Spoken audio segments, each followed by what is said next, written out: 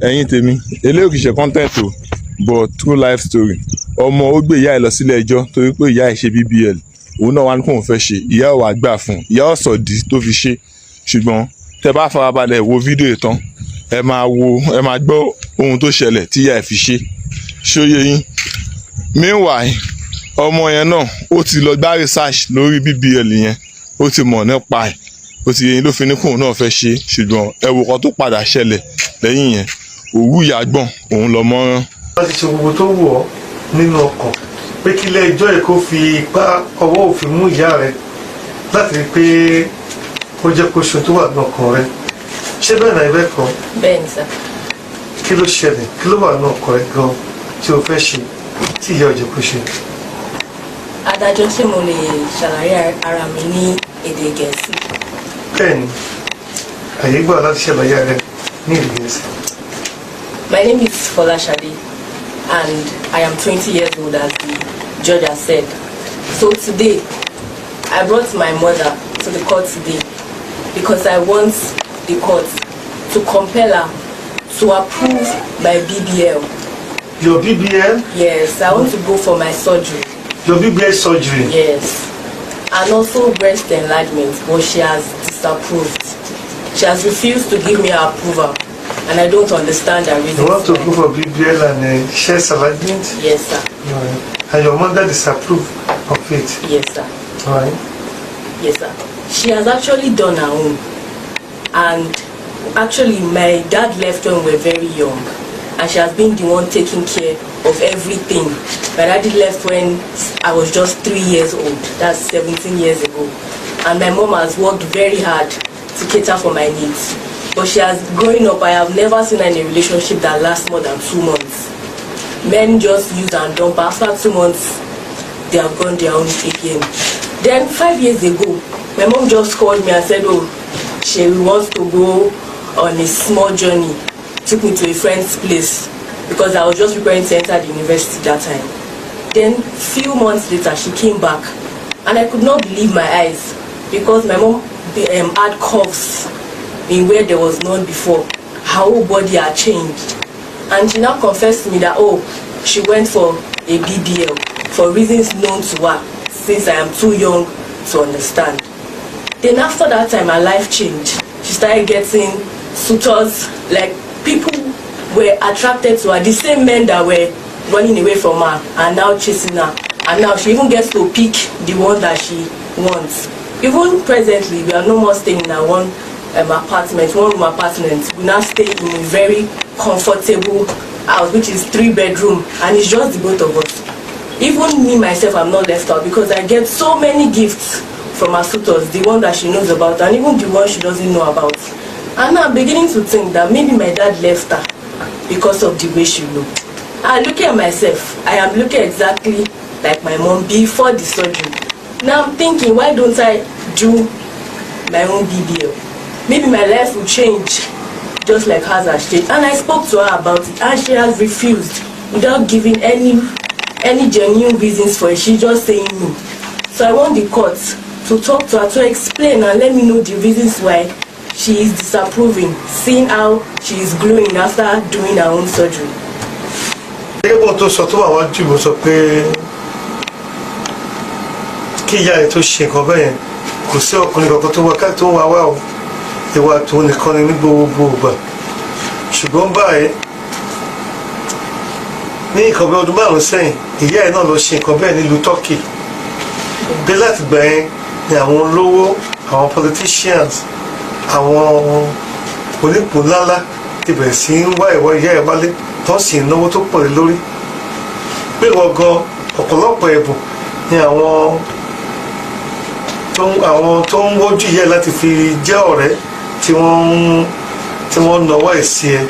Ṣé ó rí bẹ́ẹ̀ àbí kò rí bẹ́ẹ̀? Bẹ́ẹ̀ni sà. Ìgbà tó ń gbìyànjú àti sọ ni. Ṣòro pé iṣẹ́ abẹ tí ìyá ẹ̀ ṣe sí ara ẹ̀ ló jẹ́ kí ó ní ọ̀pọ̀lọpọ̀ ọkùnrin tó náwó lé lórí lápòkò yìí ni. Bẹ́ẹ̀ni sà. O rò bẹ́ẹ̀? Bẹ́ẹ̀ni. Òun náà fẹ́ ṣe eré kí àwọn ọkùnrin lè máa wá ẹ wá. Yes, sir. Torí bó ti kó mọ ogún ọdún lé. ṣó ti parí iléèwé ẹ̀ ní iléèwé yunifásitì. rárá sá but final year ni mo wà sá. final year ló wà. bẹ́ẹ̀ ni sá. madam sá.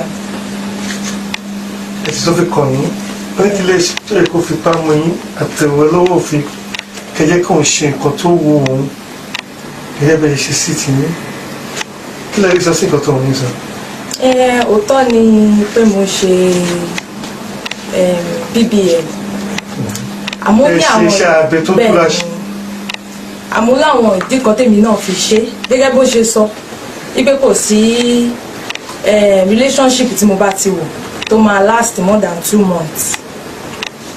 ìgbà tó wà lọ́mọ ọdún 3 ni bàbá ẹ̀ ti lé mi jáde kúrò nílé àtìgbà yẹn ni àdáfà àdágbé èmi ni mo rán lọ sí ilé ìwé ṣùgbọ́n ṣàìdédé ló jí lọ́jọ́ kan ló lóun fẹ́ ṣe BBL tèmi náà ṣe ìwọ ọmọ kékeré yìí ṣé o mọ̀dí tí mo fi ṣe ó béèrè mi ò sọ fún torí òun náà mọ tí a jọ là kọjá nígbà tá a kúrò lọ́dọ̀ bàbá ẹ̀ tí bàbá ẹ̀ lé wa jáde so ìgbà tèmi ń ṣiṣẹ́ abẹ yẹn gẹ́gẹ́ mo ṣe sọ pé oṣù méjì ni mo fi ṣe àwọn relationship tí mo bá ti wọ̀.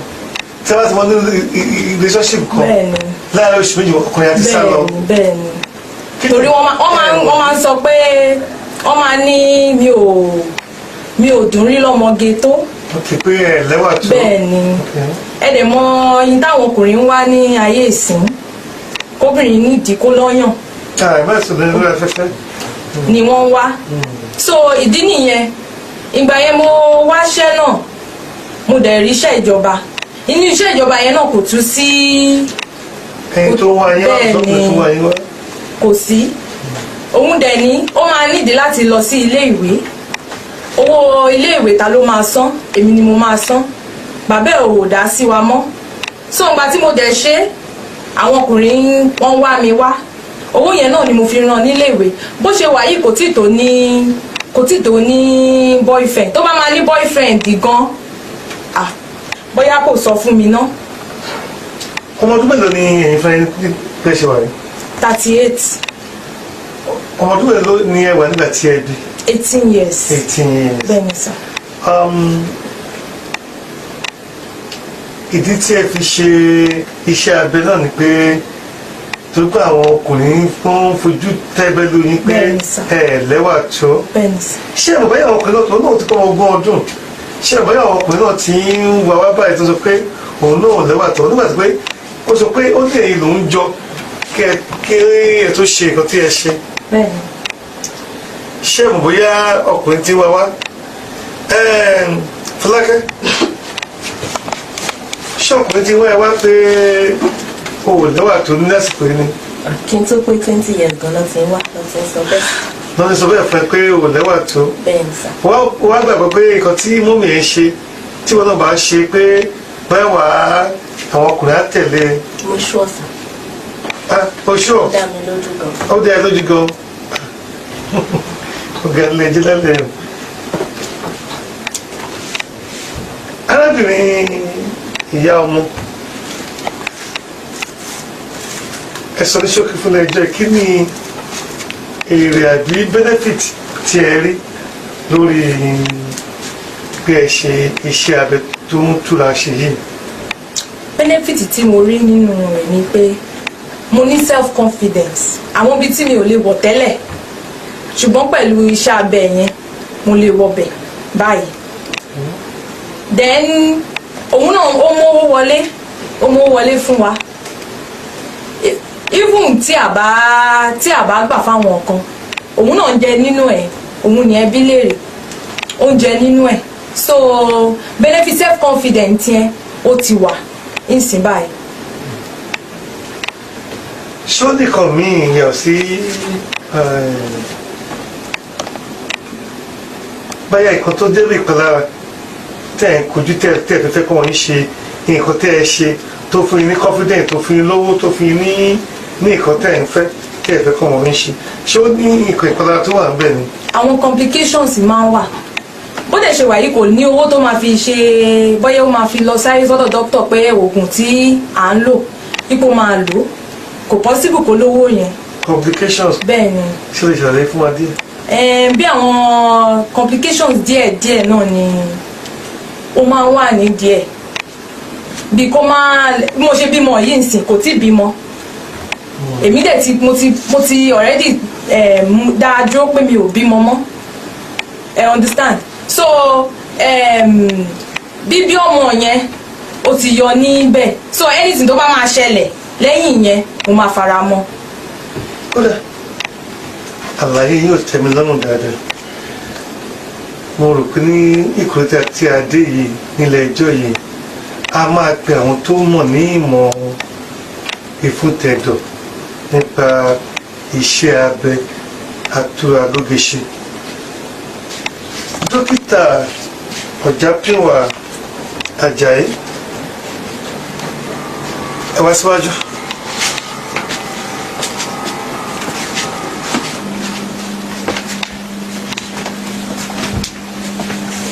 Ẹ kálẹ́ dókítà Ọ̀jápínwà Àjàyí. olúwa mi.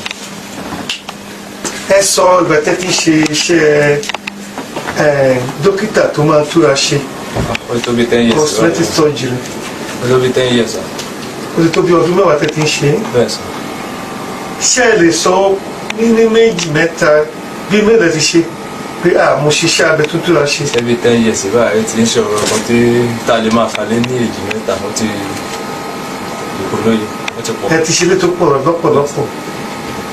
Ọmọkùnrin ọmọ kékeré obìnrin kékeré yìí ó lè yàn ṣiṣẹ́ abẹ àtúraṣe síwájú àti ẹ̀yìn ó lóhùn náà kó òun fẹ́ ṣe bí ìwé ìyàwó tó kúrò gbà ṣó gẹ́gẹ́ bí akọ́ṣẹ́mọṣẹ́ tí ẹ jẹ́ dókítà tó ń ṣiṣẹ́ abẹ àtúraṣe ṣé ó lè ṣó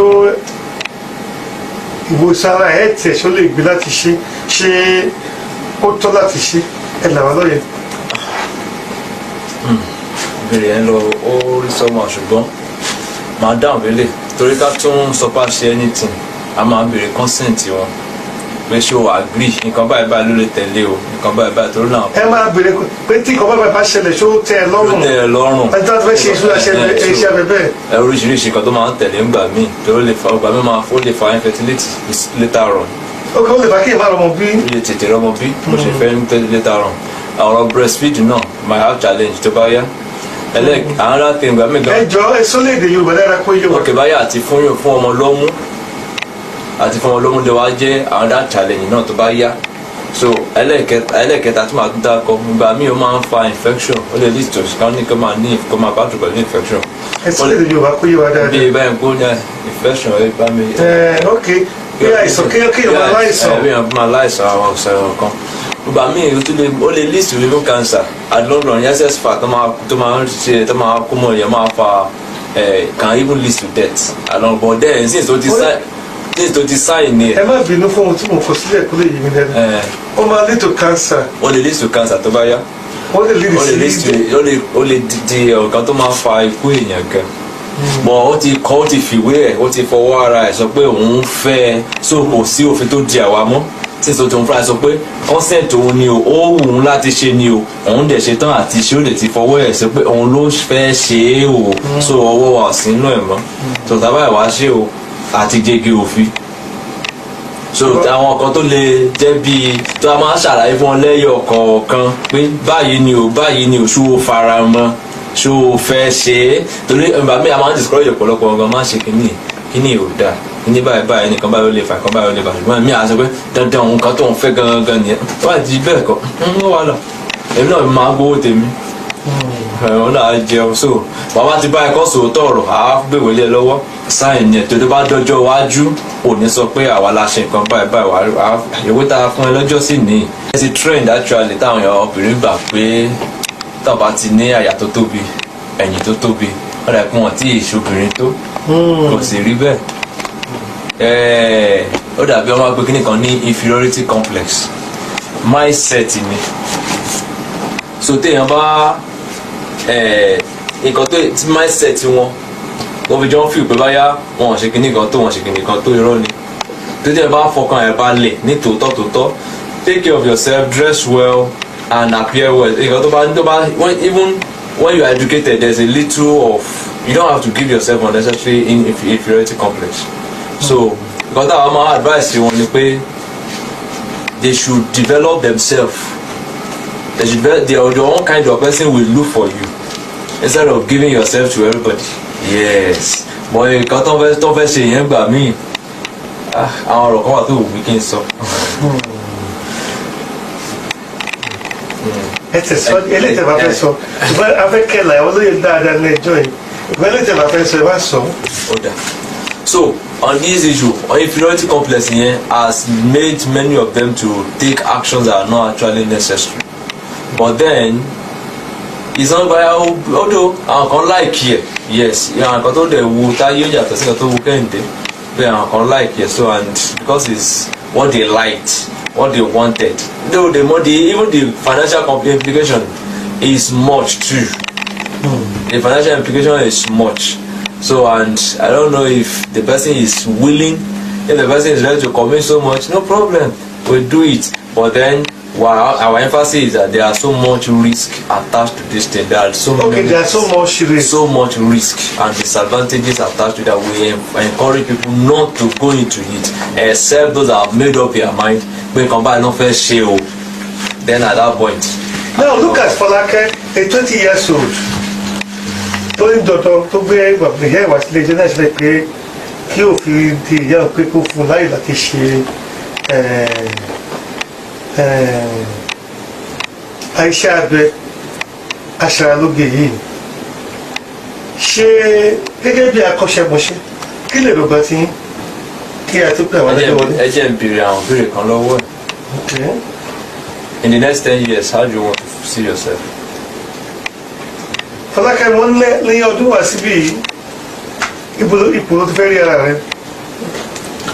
I want to see myself as a successful and independent woman that is not looked down on because of her stature or because of the way I look or how I look. Okay, but what do you think about managing cancer in the next 10 years? How will you feel? I'm sure that it cannot result to cancer. How will you feel in the next 10 years? You are looking for a baby and yet you are not getting one. How will you feel? There are different ways. Technology has made everything easy. I have made my research before I decided I want to go for baby. You have made your research? Yes.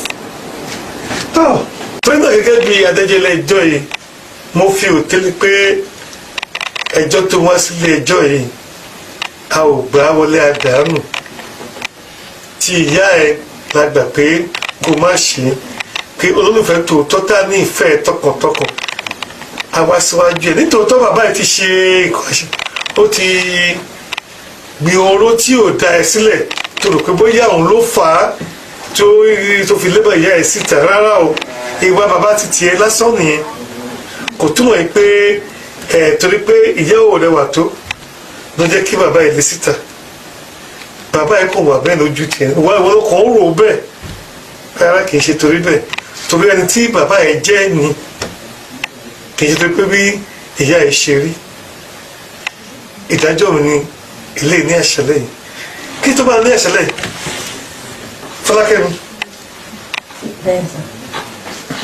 ṣé inú ẹ dùn tí gbogbo ẹjọ́ ti gbogbo olùkọ́ iná ti dùn ọkọ̀ ẹ̀ ti báyìí tí gbogbo ẹjọ́ ti gbogbo ilé ẹjọ́ ní àṣẹlẹ̀ yìí. Inú mi ò dùn bọ̀ mo gbà á bẹ́ẹ̀. Inú ẹ̀ ò dùn ṣùgbọ́n mo gbà á bẹ́ẹ̀ o ṣeun ọmọlúwàbí ni ìyá Fọlákẹ́ mi kí ló fẹ́ sọ nílé ẹjọ́ yìí. Mo fẹ́ dúpẹ́ lọ́wọ́ ilé ẹjọ́ yìí fún àmọ̀ràn àti gbogbo àwọn tó pè wọlé fún àmọ̀ràn tó ń fọ́mọ mi ilé tìyín náà máa tó ẹ ṣeun gan.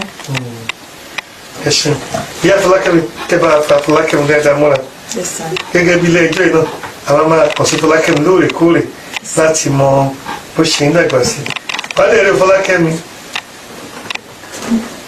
ẹnìkan sọ pé ó ti bá ẹ lọ́kọ̀ ní àwọn tó ní kò pè wọ́n lẹ́yìn ètò náà tẹjọ tó ní ó ṣeun ló bẹ ṣeun ẹ̀yin ara lé ọkí fúnfún lórúkọ mi o I rise.